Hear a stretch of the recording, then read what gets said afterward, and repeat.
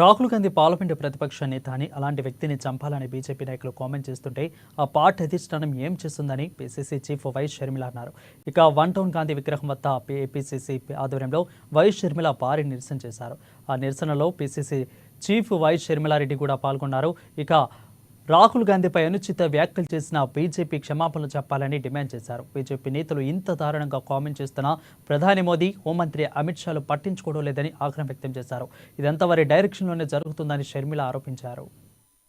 రాహుల్ గాంధీ గారిని ఉద్దేశించి బీజేపీ పార్టీకి చెందిన ఎమ్మెల్యేలు, మంత్రులు సైతం చేసిన దుర్మార్గపు వ్యాఖ్యలను ఖండిస్తుంది కాంగ్రెస్ పార్టీ. రాహుల్ గాంధీ గారు రోజు లీడర్ ఆఫ్ అపోజిషన్, అలాంటి కాంగ్రెస్ పార్టీ నాయకుడిని పట్టుకొని బీజేపీ పార్టీ వాళ్ళు చేస్తున్న వ్యాఖ్యలైతేనేమి, టెర్రరిస్ట్ అని గాని, రాహుల్ గాంధీ గారిని చంపేయాలి అని గాని ఇలాంటి వ్యాఖ్యలు చేస్తున్నా కూడా బీజేపీ పార్టీకి చెందిన నాయకులు, మోడీ గారైనా అమిత్ షా గారైనా ఎదురు విప్పడం లేదు. అంటే ఏమనుకోవాలి, వారి ప్రోత్సాహంతోనే ఇదంతా జరుగుతుంది అని మేము బీజేపీ పార్టీ నాయకులు సమాధానం చెప్పాలి. అంతేకాదు ఇలా ద్వేషపూరిత మాటలు మాట్లాడుతున్న వారిపై కఠిన చర్యలు తప్పనిసరి. కాబట్టి కోర్టు కూడా ఇది సుమోటో కింద తీసుకొని వారి మీద కఠిన చర్యలు తీసుకోవాలని కాంగ్రెస్ పార్టీ డిమాండ్ చేస్తారు. ఏది తీవ్రవాదం అని అడుగుతున్నారు, ఎవరు తీవ్రవాదులు అని అడుగుతున్నారు. మన దేశంలో 90% జనాభా బీసీలు, ఎస్సీలు అట్టడుగున ఉన్న ఈ వర్గాలైతే అభివృద్ధిలో వారికి వాటా లేదు అనడం తీవ్రవాదమా? అందరికీ సమాన హక్కులు, సమాన అవకాశాలు కలగాలి ఈ వర్గాల వారికి అని అడగడం తీవ్రవాదమా? కాస్ట్ సెన్సస్ జరగాలి అని అడగడం తీవ్రవాదమా? కేవలం 10% మంది చేతుల్లో దేశానికి సంబంధించిన టాప్ 200 కంపెనీలు, వ్యాపారాలు ఉన్నాయని దేశ ప్రజలలో అవగాహన పెంచడం తీవ్రవాదమా?